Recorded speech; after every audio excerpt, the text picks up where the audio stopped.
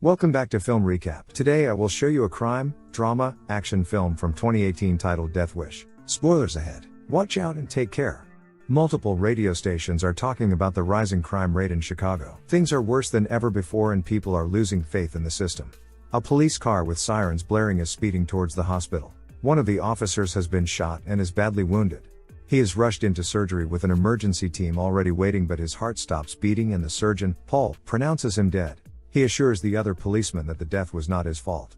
Paul is eating breakfast with his wife Lucy, while complaining about his watch running slow. As they talk, they hear a loud, excited scream coming from upstairs. Their daughter Jordan comes down and reveals that she got accepted to college in New York City, and they are happy for her. At Jordan's soccer match, they discuss her moving to college, but they are interrupted by one of the fathers, who is taking the game way too seriously. Paul politely asks him to shut the f*** up. He gets a little mad, but luckily the exchange doesn't escalate beyond words. After the game, the family is eating pizza in a restaurant with Paul's brother, Frank. They cheer with glasses of wine as Lucy is soon to complete her PhD. They talk about the fight that was narrowly avoided earlier, and Frank tells Jordan that Paul used to be known for getting scrappy when he was younger. After dinner, Paul agrees to lend Frank some money. They are waiting for their car to be returned, but the valet photographs the address on the family car's sat-nav after hearing they will be away that night. Paul and Lucy are getting ready to go out for Paul's birthday, dressed in fancy clothes. They kiss as they finish getting ready and Lucy gives Paul a watch as a birthday present. Paul gets a call from the hospital, and he has to go into work. Lucy and Jordan are disappointed that they need to cancel Paul's birthday dinner, but they agree to postpone it to another time. When Lucy and Jordan arrive back at home from being out for the evening, there is a suspicious van parked around a corner. They begin baking a birthday cake for Paul and Lucy asks Jordan to go upstairs and get her iPad from her bedroom. As Jordan is getting the iPad, she is also on the phone with her friend Sophie. There is an ominous black figure outside the kitchen window. Lucy gets a weird feeling and discovers an open window in the kitchen. She goes to close it and discovers muddy footprints on the floor. Realizing that someone is in the house, she yells for Jordan to come downstairs, but a robber dressed in black is hidden in her bathroom and captures Jordan as she starts going down. The three male robbers enter the kitchen and order Lucy to put her phone down. The leader of the group tells them that no one will get hurt if they cooperate, and Lucy is ordered to open the safe while Jordan is watched at gunpoint in the kitchen.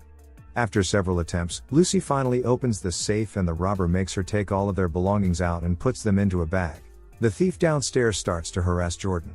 When the other robber returns from the garage with a rope, they get into an argument and, seeing an opportunity, Jordan grabs a knife and cuts the guy's face, but the other guy disarms her and throws her on the ground. Lucy returns with the third robber and, seeing the commotion, grabs a pot of boiling water and throws it at the unmasked dude's face. She tells Jordan to run, but the leader of the robbers has had enough and shoots his gun twice. Paul, who is in surgery, hears about two incoming female patients over the intercom. By the time he gets there, he is horrified to hear that his daughter is in intensive surgery and his wife has died.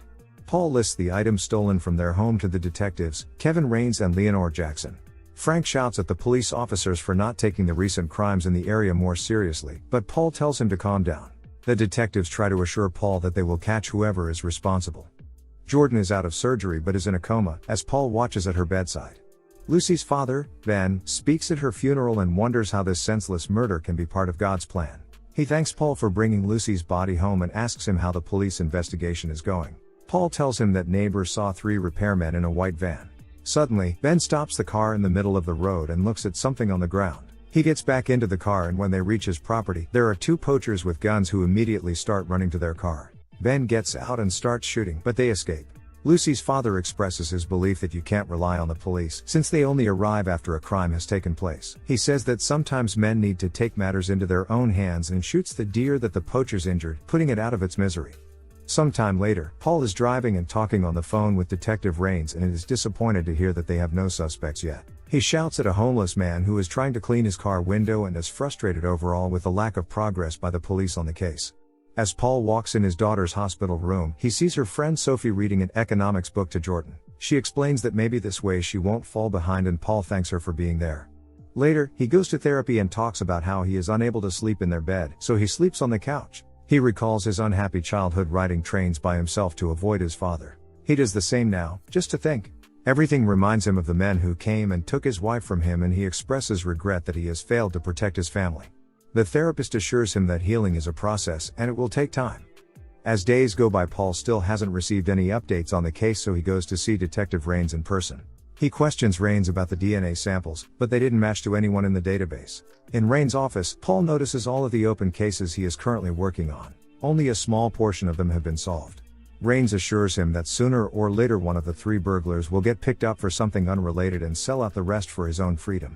Paul wonders if offering a reward or hiring a private investigator would help, but Rains explains that offering money would only create multiple false leads and that a private investigator can't legally get involved in an ongoing murder case. All he can do is have faith. How did faith work out for them? Paul is walking in town at night when he notices 2 men harassing a young woman. He calls them out to leave her alone, but they beat him up instead. He goes home and watches an ad for a local firearms retailer. The next day, he goes to the gun shop and the shop assistant shows him all the different weapons they have. He inquires about the paperwork and she tells him that he doesn't have to worry about that. They will set him up with his application and after that he just needs to take a gun safety class, which no one has ever failed. Paul says he'll think about it. Sometime later, Paul is in the hospital attending to another gunshot victim when a gun falls out of the patient's pocket. He kicks it under the operating table and later grabs it. Over the coming days he watches gun tutorials and practices shooting. One day, Paul is called to the ICU and finds out Jordan has had a seizure. Her condition keeps worsening and it looks unlikely that she'll survive. He becomes enraged due to the criminals still being out there while his daughter is tied to a hospital bed. That night he takes the gun and starts walking through a rough area of Chicago. He sees 2 men trying to steal a woman's car. He calls them out but they just start shooting. As they try to drive off he shoots the driver and they crash. The other guy gets out of the car and starts blindly shooting, but Paul gets the jump on him and kills him. A woman in the window has filmed the whole thing. Paul runs from the scene, throws out his hoodie and gets home on a train. He bandages his injured arm and goes to sleep. Detectives Rains and Jackson take statements from the woman Paul saved and the woman who filmed it. Paul's face was not visible in the video, so the only thing they know is that it was a white guy in a hoodie. Rains watches the video and notices Paul injuring his hand due to not properly holding the gun. They tell the woman to keep the video confidential. I uploaded that hours ago. The next morning Paul sees the video of himself in the carjacking shootout. He is dubbed the Grim Reaper by the media. As he is driving to work he listens to a radio broadcast discussing whether he is a hero or not. A young boy is the victim of a shooting by a local criminal and dealer dubbed the Ice Cream Man. Paul checks the boy's chart in the hospital and notes his address.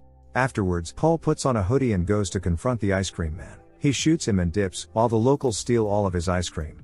The detectives arrive at the scene and again the witness states that he saw a white man in a hoodie. Rains notices some kids reenacting the events and figures that it was probably the Grim Reaper again due to him being left-handed. Their superior is pissed about some vigilante going around shooting criminals, worried about others trying the same and asks how far they're at. They explain that so far, they know that he's left-handed and lacks basic weapon skills. Congratulations, you got it narrowed down to about 1 million suspects. Paul goes for another therapy session and the therapist tells him he looks a lot better and to keep doing whatever he's doing. Paul chuckles and tells her that he will. One day, Paul is operating on another gunshot victim and realizes that it's the valet. He also notices his old watch on his wrist. The valet dies on the operating table and Paul goes to the ambulance he was brought in and steals his phone. He unlocks it with the valet's finger and also takes back his watch. He goes through the phone and finds the picture of their address. He keeps digging and finds a picture of a liquor store, which is actually a front for selling stolen goods, and decides to go investigate.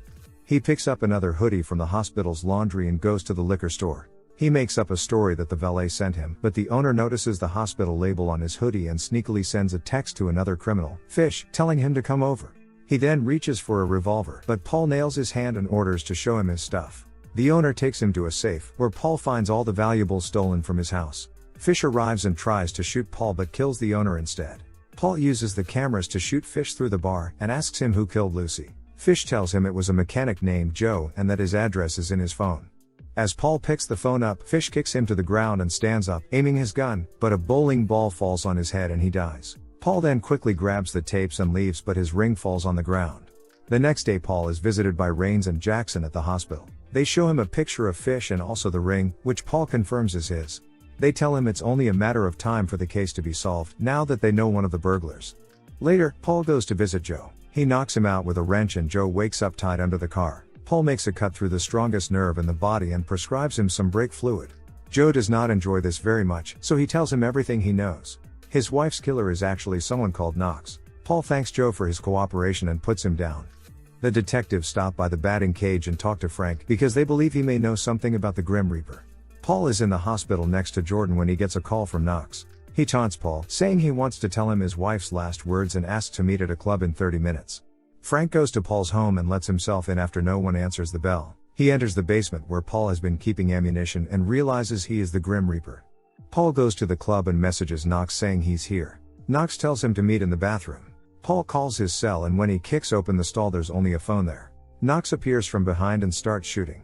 Seeing that he is cornered, Paul shoots out the lights, crawls out and blends in with the crowd.